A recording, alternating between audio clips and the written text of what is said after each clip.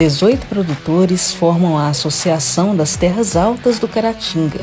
Juntos produzem cerca de 30.000 sacas, metade delas de cafés especiais. A gente começou a produzir cafés especiais, né? Vários até já fazia cafés especiais e nem sabia, né? E chegamos naquela pergunta que é o seguinte: ora, se a gente está produzindo cafés especiais, aonde que está o mercado? Né? Então, se eu estou agregando qualidade ao meu produto, estou fazendo produto diferenciado e não encontro mercado, né? Aí começamos a conversar e entendemos que se houvesse uma associação para poder trabalhar outros produtores, né, na questão de produzir café especial e começarmos a trabalhar a comercialização desses cafés especiais com preços diferenciados, seria um ganho, né? E aí o que aconteceu? Fundamos a associação, né? E começamos a buscar, né? Participando de eventos, participando de feiras, participando de seminário, né? Entendendo como é que era essa questão de comercialização de cafés especiais. E a gente teve uma surpresa que foi o seguinte: quando perguntavam de onde que a gente era, a gente falava, somos da região de Caratinga. Uai, mas onde é que fica? No leste de Minas. Mas lá produz café? Sabe? Então aquilo pra gente foi uma surpresa. Eu falei, bom, então não vai ser só a questão. Pra gente trabalhar uma comercialização de um café especial, a gente vai ter que trabalhar também o resgate da identidade do café de Caratinga, né? Porque o café de Caratinga está desde o final do século XIX, né? Sempre moveu a economia aqui. Nós tivemos aqui nos anos 60 o IBC. O IBC, na verdade, ele transformou a cafeicultura, foi da Mata de Minas toda, né? Na hora que ele trouxe variedades novas, que aqui não se plantava, técnicas, um trabalho conjunto com empresas de fertilizantes, empresas de produtos defensivos bons, técnicas, né, de colheita, de pós-colheita, banco para a questão do financiamento. Ou seja, o IBC fez um trabalho incrível, ele modernizou a cafeicultura das matas de Minas, né? E isso se perdeu na memória. Então a gente descobriu que ninguém sabia que Caratinga produzia café. A identidade foi resgatada. Hoje, os cafés das Terras Altas do Caratinga ganham espaço em concursos, feiras e mercados internacionais, da Europa às cafeterias de alto padrão. Isso começou a acontecer em 2017, na pandemia, né? Como praticamente tudo, a gente teve assim, uma parada e agora que eu falo assim, pós-pandemia, a gente voltou a fazer esses trabalhos, né?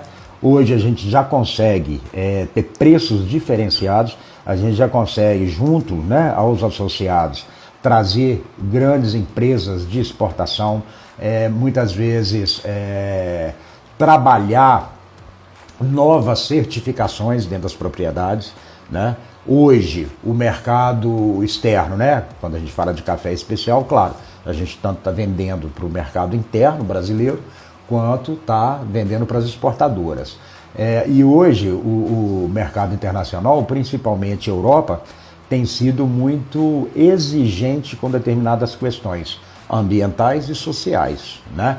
Então, para se ter uma ideia, a União Europeia não vai mais comprar café de áreas, né, café produzidos em áreas que foram desmatadas de 2020, salvo engano, 2022 para cá, né? Então, ou seja, nós produtores, nós temos que provar que não fizemos desmatamento. Caratinga também é território de altitude.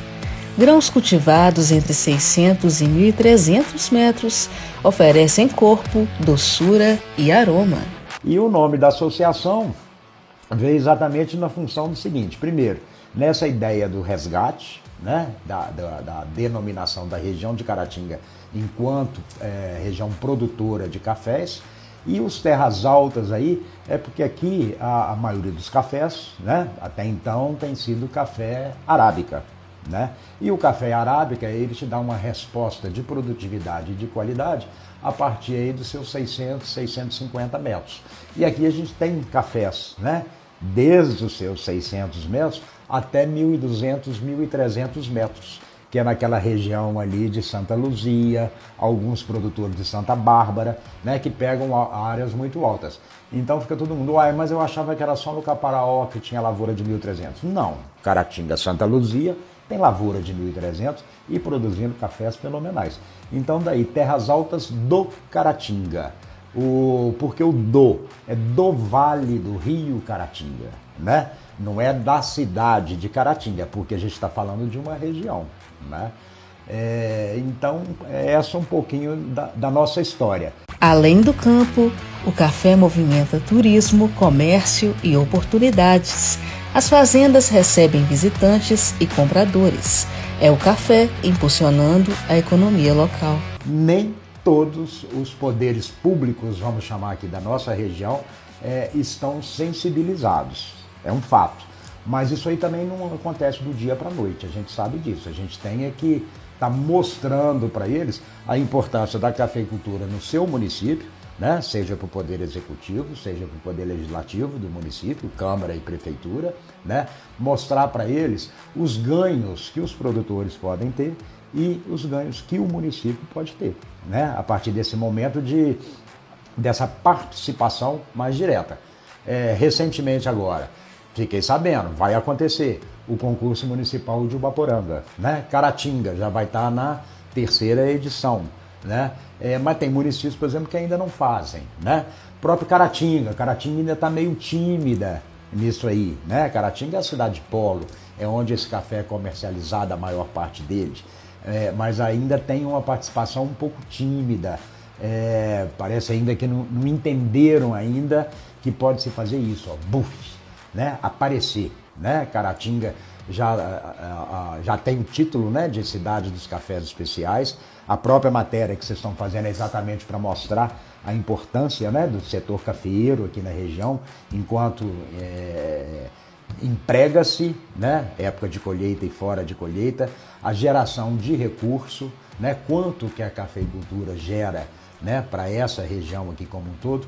Esse dinheiro é gasto dentro de Caratinga, nós estamos falando de 2 bilhões de reais, né? E esse dinheiro, Caratinga é cidade polo, cidade de oferta de serviços. Então, ou seja, esse dinheiro, na maior parte, é gasto aqui em Caratinga, na cidade de Caratinga, né? E isso, na verdade, é o que move. O café é que move esse comércio todo que tem aí, toda essa prestação de serviços, não só o comércio, né? Os serviços como um todo. Na verdade, é o café, a gente sabe disso, né? Então, precisa de mais atuação dos poderes municipais que estão ausentes. Uns já estão dando show, o caso de Santa Bárbara, né? Outros estão começando e outros não estão fazendo nada, né? Sozinhos, nós produtores não conseguimos. Isso aí também é um outro fato.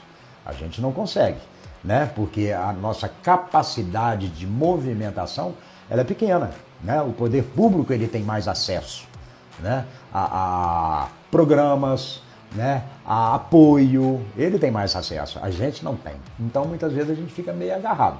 Na associação, a gente tem um monte de projeto, mas ainda não conseguimos as parcerias para poder dar prosseguimento. E muitas vezes essa parceria vem do poder público, né? Seja municipal, seja estadual e até mesmo federal. Hoje, o ágio do café especial em relação ao café, vamos chamar aí, o bebida dura, ele não está tão alto, a não ser que você tenha um nicho de mercado especializado, né? Uma cafeteria vai te pagar o dobro, né? Então, se um café hoje está à base de 2.200, 2.300, uma bebida dura, você consegue vender o seu café aí para uma boa cafeteria a 5.000 e poucos reais a saca, né? Então, nós estamos falando, claro, desses 15 mil sacas de café, nem todos são cafés especiais, mas nem todos vão ter aquele atributo que muitas vezes uma cafeteria vai pagar mais. Mas, de qualquer forma, é bastante impactante, né? Você ter uma capacidade de oferta de 15 mil sacas, pelo menos, né? É onde as exportadoras se interessam. É interessante aí, eu vou estar lembrando do que o Jorge é o grader da Stockler, né? Que é uma grande exportadora, está sediada lá em Varginha. E ele não conhecia a região, ele estava no Caparaó, recebeu o convite através de uma produtora da associação. Ela levou o café dela no dia lá do evento do Caparaó, entregou para ele provou o café e café cru, né? Ele fez lá, né? No outro dia ligou, eu quero ir aí conhecer a região. E veio, né? E aí ele conheceu várias, né, propriedades dentro da associação e tudo mais, e ele definiu o café aqui da região de Caratinga, né, desse terroir, como um café encorpado, doce, entendeu? Em termos de sensoriais, todos os que ele provou, você não tem grandes variações, não. Você tem padrão. Café mais cítrico, café frutados, ou seja, fica dentro de um sensorial mais macro. Claro, acontece de você fazer um café que deu um sensorial completamente diferente, sim, né? Mas aí não é o todo, nós estamos falando da grande maioria. E um café doce. Então o que ele falou é muito interessante, né? Com toda a consideração que a gente tem aos outros produtores de café, às outras regiões produtoras, e ele falava o seguinte: o café daqui tem muito mais corpo do que o café do Caparaó e muito mais doçura do que o café do Cerrado. Isso é fantástico, porque o Cerrado e o Caparaó fazem cafés fantásticos, né? Então, quer dizer, a gente ficou muito orgulhoso da opinião dele, né? Então, ou seja, isso prova que a gente faz muito café bom. A gente vê que está conseguindo, né, trazer esse ganho para o produtor, né? E isso que a gente entende que é o mais importante, né?